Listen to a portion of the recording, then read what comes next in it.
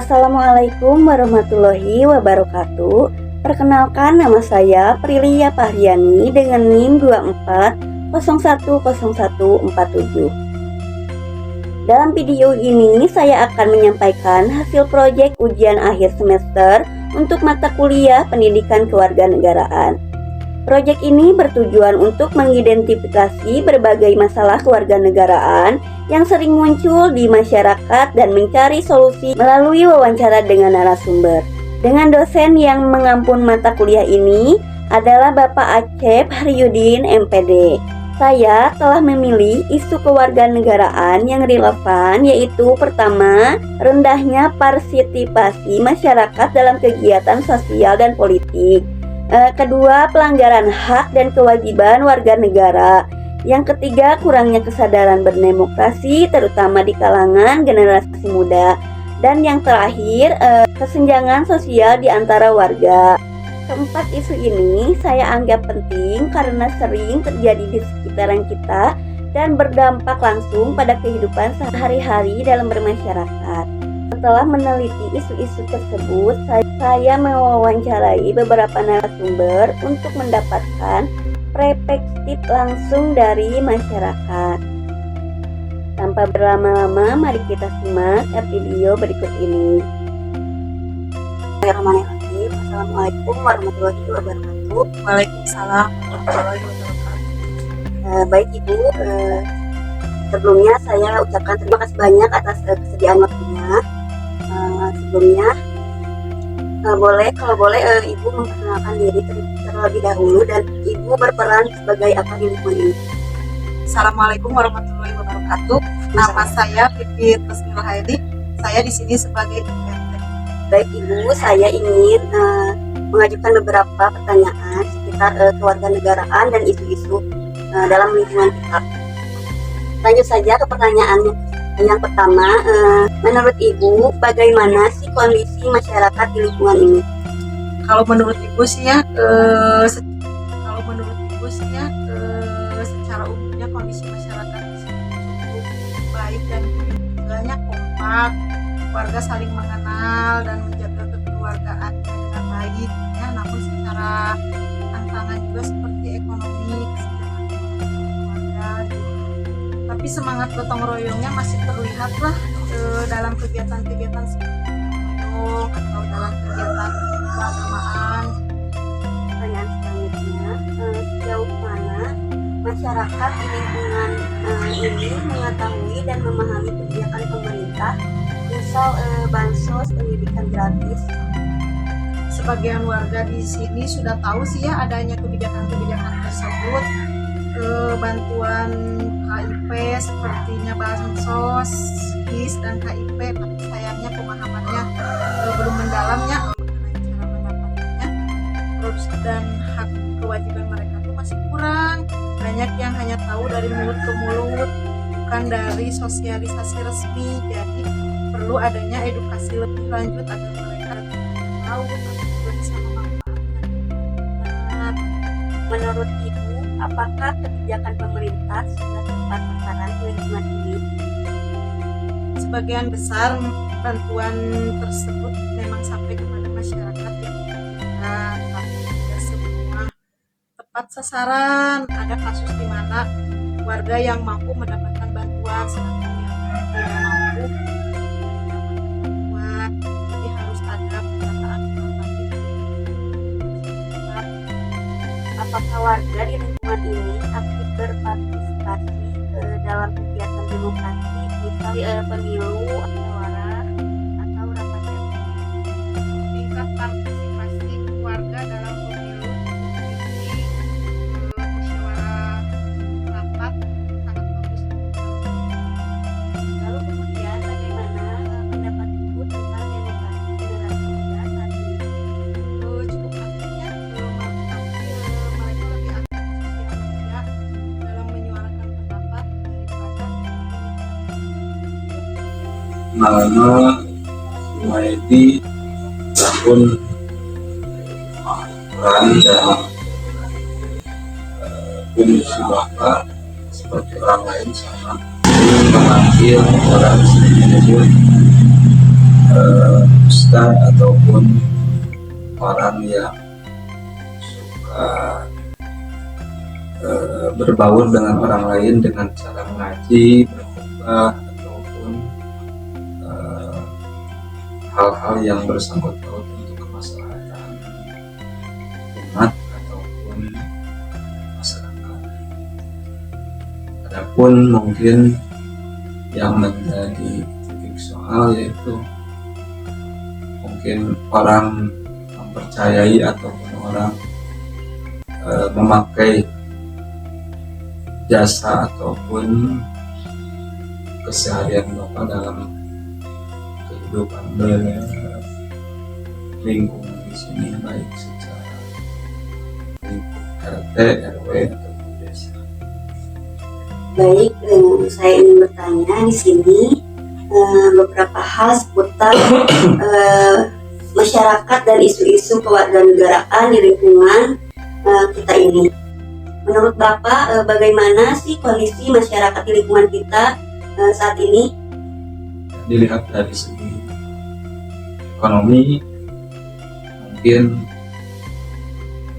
sedang ramai ataupun gencar dengan berbagai isu, baik dari pusat sampai imbasnya di lingkungan kita atau masyarakat kita. Karena mungkin masalah sukses di dalam kepemimpinan negara, kemudian imbasnya kita pun tidak terlepas dari apa yang mereka lakukan. Adapun mungkin secara politik, secara sosial, kita sebagai warga dan warga di sekitar kita mungkin paham, mungkin mengerti dengan isu-isu yang terjadi, baik yang langsung terasa oleh pribadi dan lingkungan ataupun tidak. Bahkan secara internasional mungkin kita dengan Gaza dan Palestina ataupun Amerika dengan sekutunya untuk Israel, kita sebagai warga dan masyarakat di sekitar kita mungkin ikut empati, ikut simpati, dan ikut bertanggung jawab secara moral, baik dengan doa ataupun dengan segala bantuan berupa moral dari medsos dan sebagainya. Kemudian isu-isu yang lain mungkin banyak, akan tetapi ini bagian dari dinamika yang harus dilalui oleh warga, dilalui oleh masyarakat, baik yang tingkat taraf ekonomi lemah, menengah ataupun yang lebih tinggi, termasuk mungkin yang namanya pengetahuan wawasan, baik secara akademik ataupun pada bidang dari kebiasaan masyarakat, yang pada intinya mungkin isu sekarang ini yang terjadi banyak yang tidak memahami ataupun kurang memahami terhadap prinsip hidup. Kalaupun kita kurang, kalaupun kita miskin, kalaupun kita tertinggal mungkin secara sunnatullah dalam ajaran Islam, kita merupakan ujian dalam kesabaran. Kita dituntut untuk sabar dan bersyukur dalam menjalani segala kehidupan, baik diberi nikmat ataupun diberi ujian. Lalu Bapak melihat tidak kesenjangan sosial di lingkungan kita gitu? Kesenjangan sosial dalam kehidupan bermasyarakat dan kehidupan lingkungan kita mungkin secara ekonomis mungkin tidak begitu menjauh, tidak begitu jauh, ataupun jurang pemisahan antara si kaya dengan si miskin. Tetapi itu merupakan satu dinamika sosial dan mungkin itu bagian dari perjalanan keluarga ataupun seseorang.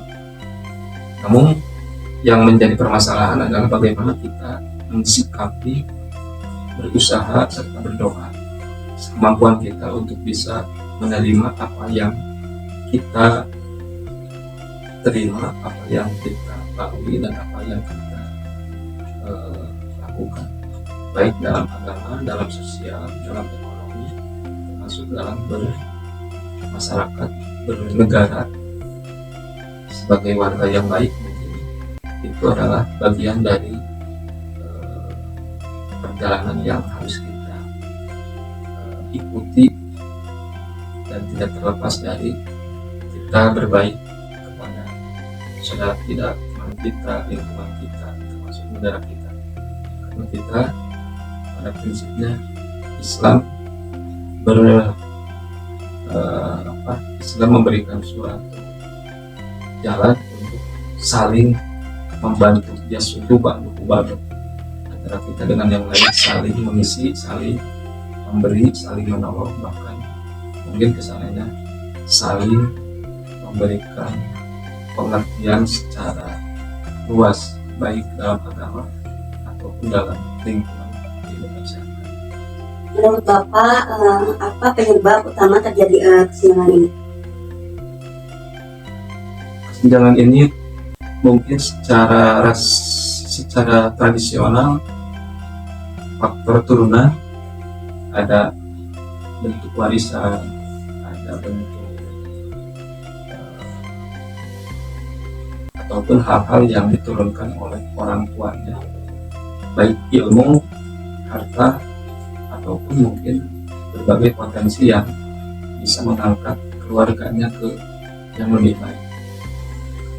Di sisi lain mungkin segi pendidikan, yang itu pun ikut memberikan suatu dampak bagi seseorang, karena kita dengan berpacu dengan kita berilmu, otomatis kita akan bisa berbuat, bisa berusaha, bisa menjadi orang yang lebih potensi dibandingkan dengan orang yang kurang berilmu ataupun tidak memiliki ilmunya. Kalaupun kita kalau punya ilmu dagang mungkin bisa kita berusaha. Ilmu pendidikan kita terima dari berbagai ruang lingkup, baik kampus, pendidikan dan sebagainya, mungkin itu sebagai bagian untuk bisa mengangkat harkat derajat kita secara material ataupun secara moral. Karena terlepas dari itu mungkin kita juga sama, karena yang namanya orang, namanya manusia itu adalah homo sapiens, makhluk sosial yang tidak bisa kita berdiri sendiri tanpa bantuan orang lain. Demikian pun dalam masalah material, dari berbagai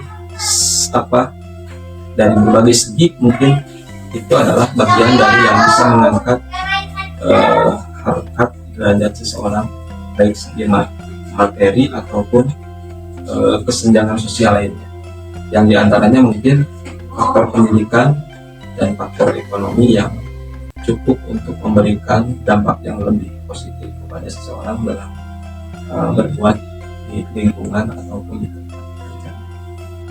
Berdasarkan hasil wawancara yang saya lakukan, masyarakat di lingkungan ini masih menjunjung tinggi nilai kebersamaan, namun menghadapi tantangan seperti kesenjangan ekonomi dan kurangnya partisipasi generasi muda, pemahaman warga terhadap kebijakan pemerintah seperti bansos masih terbatas. Meski sebagian sudah tahu, sayangnya pelaksanaan kebijakan belum sepenuhnya tepat sasaran karena kendala pendataan.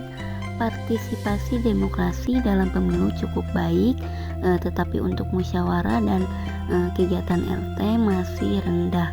Generasi muda aktif secara digital, namun perlu didorong untuk lebih terlibat langsung dalam kegiatan nyata demi masa depan demokrasi yang lebih baik.